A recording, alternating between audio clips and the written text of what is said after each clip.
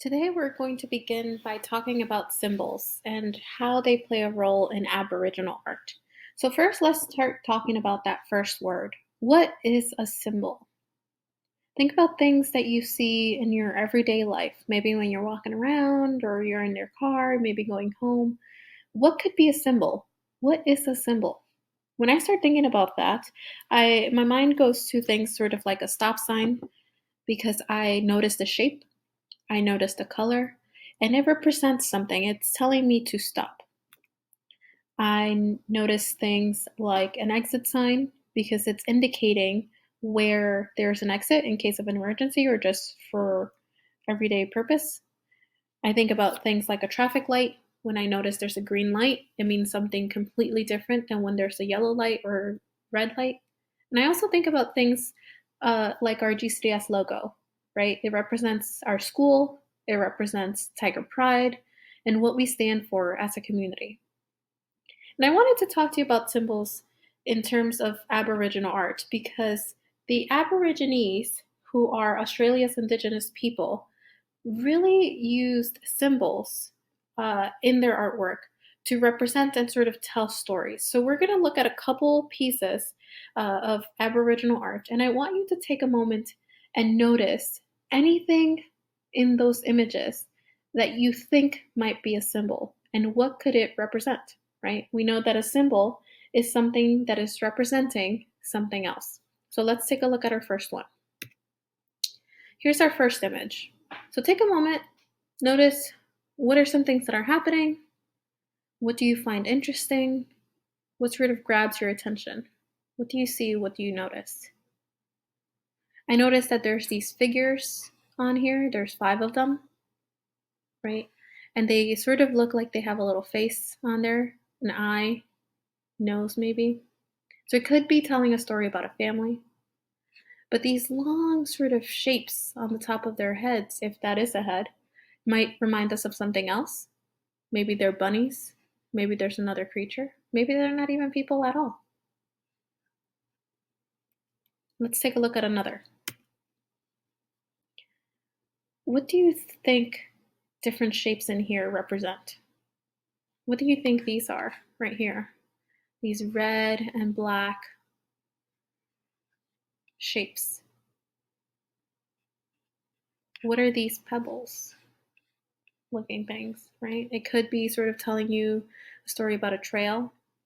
I've had some students in the past tell me about how these shapes right here remind them of maybe little houses, and this image is telling a story about a community, and or maybe it's a map telling you how to get from one place to another, right? These symbols right here might represent nature. Maybe this community was surrounded by nature. Here's another one. And I really love all the different colors and designs that you see on here.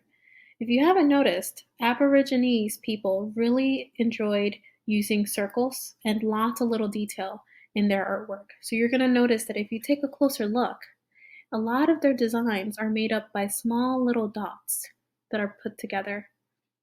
I really am drawn to the colors on here. It reminds me sort of a beach and the water or the waves on the beach. Maybe these shapes over here represent umbrellas, and maybe people are having a good day at the beach, right? What do you see? What do you think is a symbol on here? And what do you think it could represent?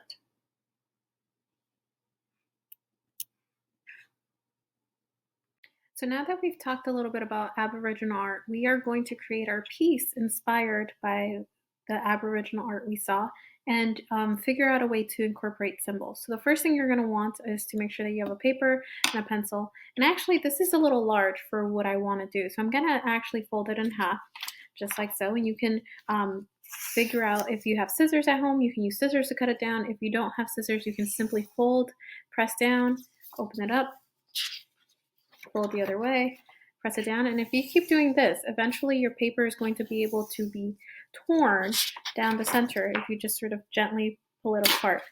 And it's going to be a pretty good cut, just like that. Awesome. I'm going to leave one side off in the corner, and I'm going to focus on this. Think about whether you want to create your piece the flat horizontal way or the tall vertical way, up to you, but definitely need to do the most important thing on the back, which is to write my name. So I'm going to write Miss Meza small in the corner, just in case I need the other side. And I'm going to flip it over. Now, what I want to think about are those things that are very important and special to me. So, for example, my family is one of the most important things in my life, and I definitely want to create a symbol to represent how special my family is. Some of you know this and some of you don't, but I actually have four sisters. That makes five of us, and then two parents. So I want to make sure that I include that in my picture. So I'm going to start off by creating a symbol like a star because I like to think that they're superstars. So I'm going to go ahead and do one star. That's one. That's two.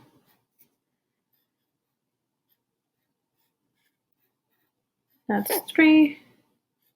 One more sister. And that's four. And then I definitely need two more for my parents. And maybe I'll make these two a little bigger to represent that they are the parents. So I'm going to go ahead and go like that. That's one. And another. I also really love animals, so I want to figure out a way to represent that I really love animals in some way. I might want to do my favorite animal is a koala, but I also really like elephants because I think that they represent a lot of wisdom. They have really good memory, and I think of them as very courageous animals. So I'm going to go ahead and do a little sketch of an elephant right over here. And from then on, I decided to sort of start filling in my half of my paper with lots of different symbols of things that I really enjoyed. I was definitely inspired by some of the artwork that we looked at earlier and decided to add some of those lines that we noticed and we saw. I also really like their use of dots, and so I decided to do a lot of sort of centangling and small detail in my background to really fill up that space.